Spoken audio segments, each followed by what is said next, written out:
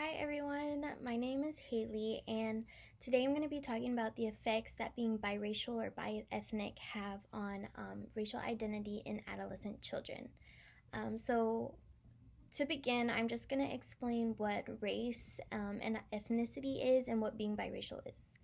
So race is a socio-political construct that classifies people into socially stratified categories based on skin color, hair, and facial features.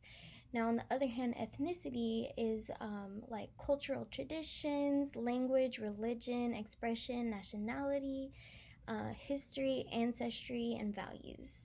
So, being biracial or bi-ethnic is just going to be more than one race or ethnicity.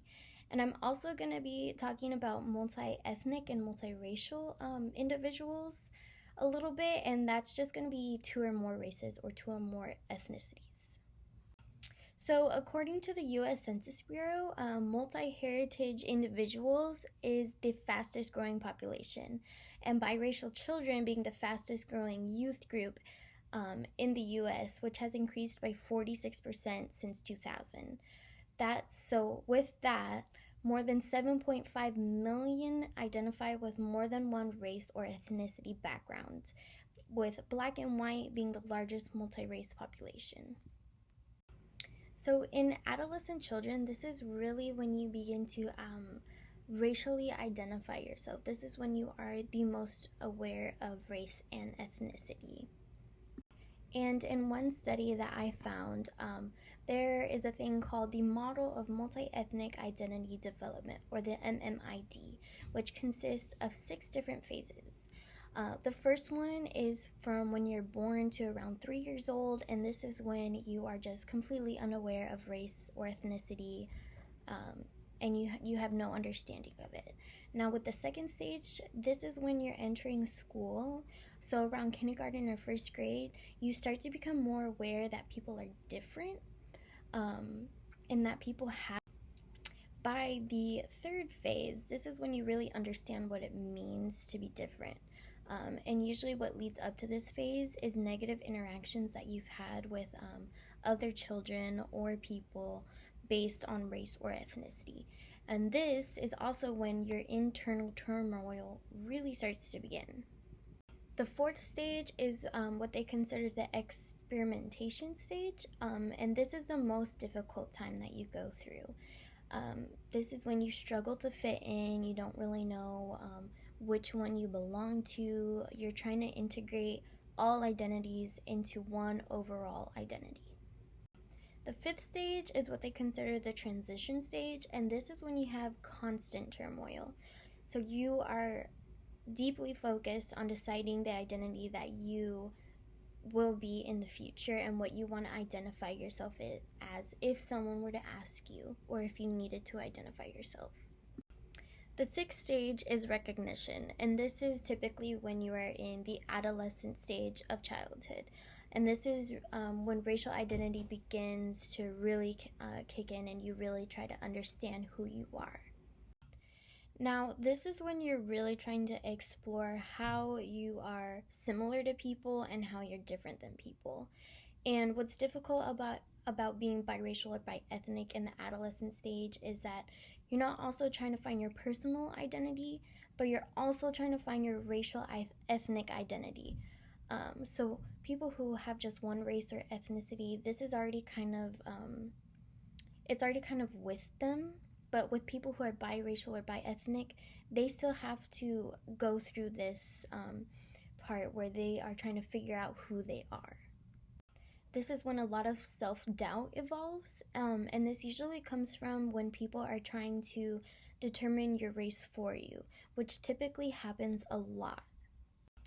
A lot of people typically will ask questions like, what are you? And for people growing up biracial or bi-ethnic in the adolescent stage, this question is difficult because they never know whether someone is going to challenge who they are or where they come from. And it has been found that a lot of adolescents who are biracial or bi-ethnic suffer from emotional isolation, loneliness, depression.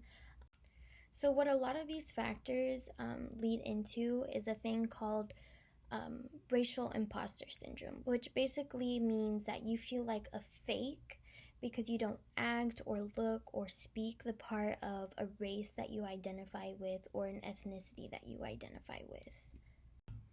And a lot of this has to do with how other people see you. People will say things like, oh, well, you aren't really this because you don't this.